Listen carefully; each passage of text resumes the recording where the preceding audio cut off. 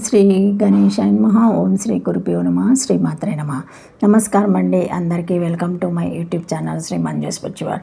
మనం శ్రీ లలిత సహస్రనామ స్తోత్రనామాలకు ప్రతిపదార్థాలు తెలుసుకుంటున్నాం కదా. శ్రీమాత్రే నమః. కానీ అంతకంటే ముందుగా మీరు కనుక మన ఛానల్ని మొదటిసారి చూసి ఉంటే ఒక చిన్న లైక్ ఇవ్వండి, ప్లీజ్ షేర్ చేయండి, నచ్చితే సబ్స్క్రైబ్ చేసుకోండి, కామెంట్ పెట్టండి. వీడియో దయచేసి ఎక్కడ కూడా స్కిప్ చేయకుండా చివరి వరకు చూసే ప్రయత్నం మాత్రం చేయండి. శ్రీమాత్రే నమః. ఇంకా వీడియోలోకి వెళ్ళిపోదాము. శ్రీమాత్రే నమః. 771 నామము దూర ఆరాధ్య.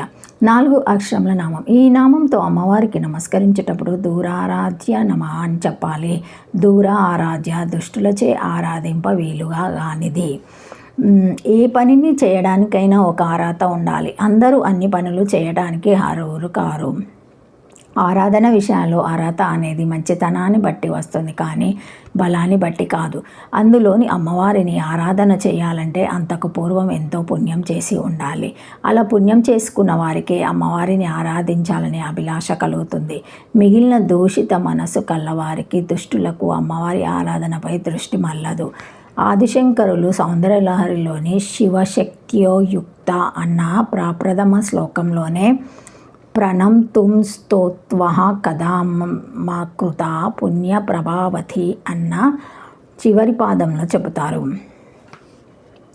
నీకు నమస్కారం పెట్టడానికి కానీ నిన్ను స్తుతించడానికి కానీ ఏమాత్రము పుణ్యము చెయ్యనివాడు ఈ విధంగా అర్హుడవుతాడమ్మా అంటే అనర్హుడు అని భావము అని దీని అర్థం. కాబట్టి అమ్మవారిని అందరూ ఆరాధించలేరు. ఆ అవకాశం అందరికీ రాదు. ఆరాధన చేయాలన్నా ఎంతో పూర్వజన్మ సుకృతం ఉండాలి అని ఆదిశంకరులు అభిప్రాయము. ఈ అభిప్రాయానికి మూలం లలితా స్తోత్రంలోని ఈ దూరారాధ్య నామమే అని ఇక్కడ గుర్తుపెట్టుకోవాలి. దూషిత మనసు కలవారిచే ఆరాధింప వీలు కానిది అని ఈ నామానికి అర్థము. శ్రీమాత్రే నమః. దూరారాధ్య చాపలేంద్రియాణం దుఃఖే నారాధితుం శక్య ఆశక్యత్యేవ పర్యావాసనం. దూరారాధ్య ఇంద్రియ నిగ్రహం లేని చాపలులచే కష్టముగా ఆరాధింపదగినది లేదా ఆరాధింప ఆశక్యమైనది. ఇంద్రియ నిగ్రహం లేని వారికి దేవిని కష్టంగా ఆరాధింప శక్యమైనది అనగా ఇంద్రియ నిగ్రహం లేని వారికి ఆరాధించుట శక్యం కాదనియే భావము. ఈ విషయము చంచలేంద్రియములు గల వారికి సులభమైనది కాదు అని సౌందర్యలహరిలో చెప్పబడినది. 4 అక్షరముల నామము. శ్రీమాత్రే నమః. 772 నామము దూరాదర్శ. 4 అక్షరముల నామం. ఈ నామంతో అమ్మవారికి నమస్కరించని ఇచ్చేటప్పుడు దూరాదర్శాయ నమః అని చెప్పాలి. దూరాదర్శ తిరస్కరించుటకు కానీ ఎదుర్కొని వశపరచుటకు కానీ వీలు కానిది. ఒకరిని ఎదుర్కొని వశపరచుకోవాలంటే బలమైన ఉండాలి, ధనమైనా ఉండాలి, లేదా యుక్తి సామర్థ్యులైనా ఉండాలి. ఈ చెప్పిన వాటిలో వేటిలోనూ అమ్మవారిని మించిన వారు ఉండరు. ఎవరు ఎదుర్కొన్న అమ్మవారికి వాళ్ళు వశమైపోవాల్సిందే తప్ప అమ్మ వాళ్ళ వశం కాదు. వాళ్ళ బల పరాక్రమ ధన యుక్తి సామర్థ్యాలు అమ్మవారి ముందు ఎందుకు పనికిరావు. అలసులు, మందబుద్ధులు, ఇంద్రియలోలులు, చాపల చిత్తులైతే అమ్మవారిని ఏమాత్రమూ అవగాహన చేసుకోలేరు, అమ్మవారిని దర్శించలేరు.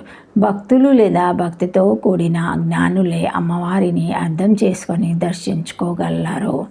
వారిచే అమ్మవారు అనుగ్రహించి ఆదుకుంటుంది. భక్తివశ్య అనే 120వ నామము వివరణను ఇక్కడ సమన్వయించుకోవాలి. ఎదుర్కొని వశము చేసుకొని వీలు లేనిది అని ఈ నామానికి అర్థము. శ్రీమాత్రే నమః. దూరాదర్శ కష్టమైన తాపముచే స్వాధీనము చేసుకొనుట గలది. దేవిని స్వాధీనం చేసుకొనుట కష్టం, దరిచేరరానిది. చాపాలేంద్రియాలకు సులభురాలు కాదు అని సౌందర్యలహరిలో చెప్పబడినది. ఇంద్రియ నిగ్రహము లేని వారికి తనకు అనుకూలంగా దేవిని అనుగ్రహింప చేసుకొనుట అసాధ్యమని భావము. ఇది 4 అక్షరముల నామము. శ్రీమాత్రే నమః. Thank you for watching my video. Please like, share, comment, subscribe to my channel. మరిన్ని వీడియోస్తో మళ్ళీ కలుస్తానండి. ఈ వీడియో కనుక మొదటిసారి ఎవరైనా చూసి ఉంటే తప్పకుండా ఒక చిన్న లైక్ ఇవ్వండి, షేర్ చేయండి, కామెంట్ పెట్టండి, సబ్స్క్రైబ్ చేసుకోండి. శ్రీమాత్రే నమః. Thank you. ఓం నమః శివాయ.